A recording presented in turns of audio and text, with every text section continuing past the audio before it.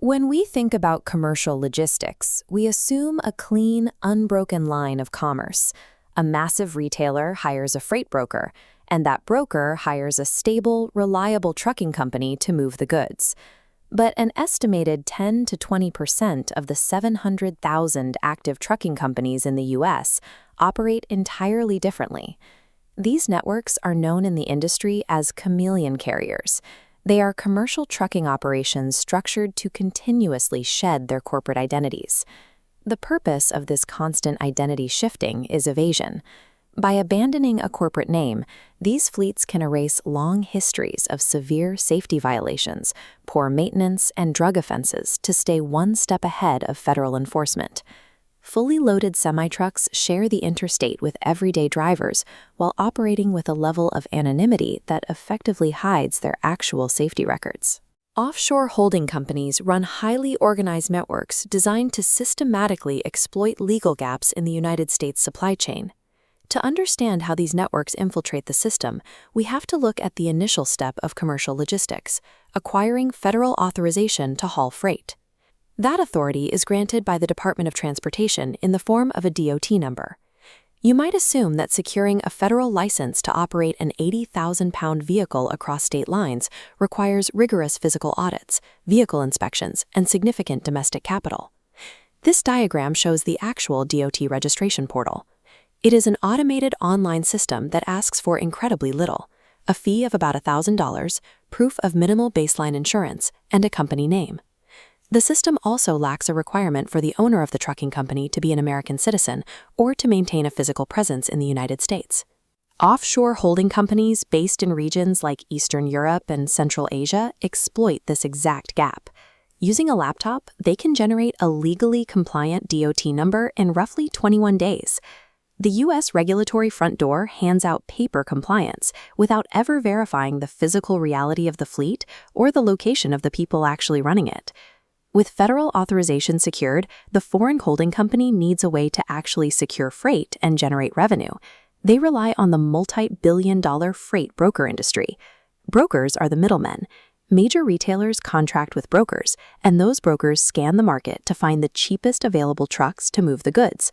This creates a legal dilemma for the broker.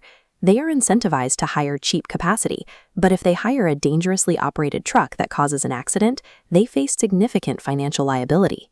Looking at this model of a standard broker dashboard, we can see their primary defense mechanism: plausible deniability.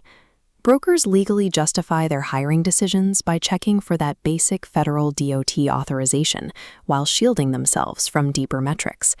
The data detailing a carrier's historical crash rates and maintenance failures is public.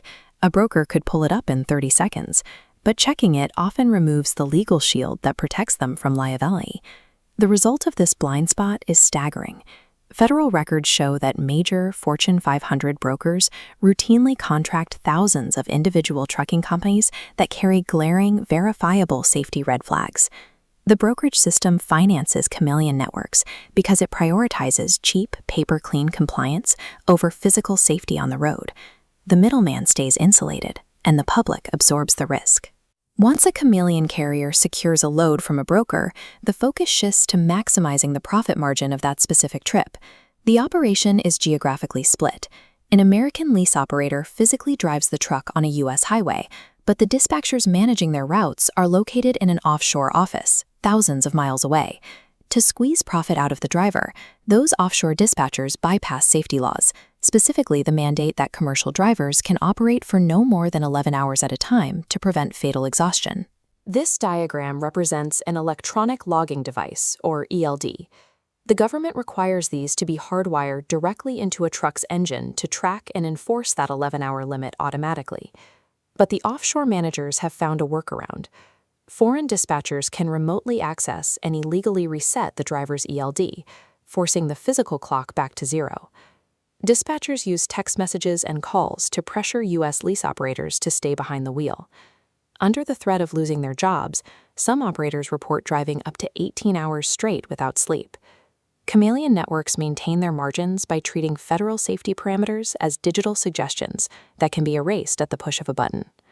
Forcing illegal driving hours is only one half of the offshore model. The other half involves systematic internal wage theft. This document is a rate confirmation, or rate con.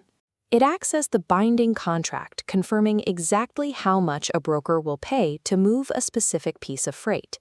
The offshore dispatcher executes a fraud by intercepting the original document before the driver sees it. They alter the PDF, removing the actual payout and replacing it with a fraction of the cost. The offshore holding company pockets the difference. Internal records from a Belgrade office show top dispatchers skimming tens of thousands of dollars from driver paychecks in a single pay period.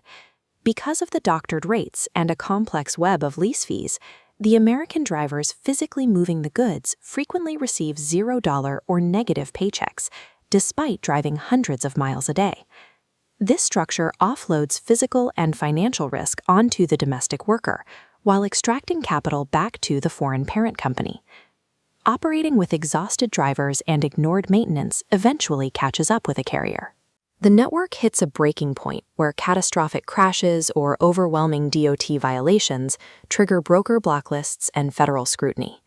Under normal circumstances, this would force a company into bankruptcy. A Chameleon network, however, initiates a planned structural collapse. The holding company formally dissolves the specific corporate identity that racked up the violations, effectively abandoning the toxic paper trail. Immediately, the parent company reaches into its reserve of pre-registered offshore DOT numbers, selects a fresh one, and assigns it to the exact same physical trucks and drivers. On the highway, this corporate reincarnation is stark. Drivers are instructed to print out the new credentials and use duct tape to physically adhere the new name and number right over the old one on the cab door.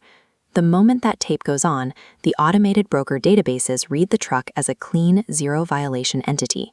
The firewall holds. The current supply chain does not penalize repeated, dangerous failures.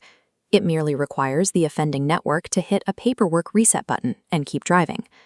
If the registration loophole is so wide and the reincarnation cycle so predictable, we have to look at the federal government's capacity to police the system. The agency tasked with oversight is the Federal Motor Carrier Safety Administration, or FMCSA. These are the officials tasked with finding and penalizing dangerous operators on the ground. This data visualization shows the actual scale of the problem. Today, the FMCSA has roughly 350 active investigators trying to oversee a market of 700,000 active trucking companies. This imbalance creates a significant time lag. By the time an investigator compiles the data to build a case against a dangerous carrier, the entity has often dissolved and reincarnated elsewhere in the swarm.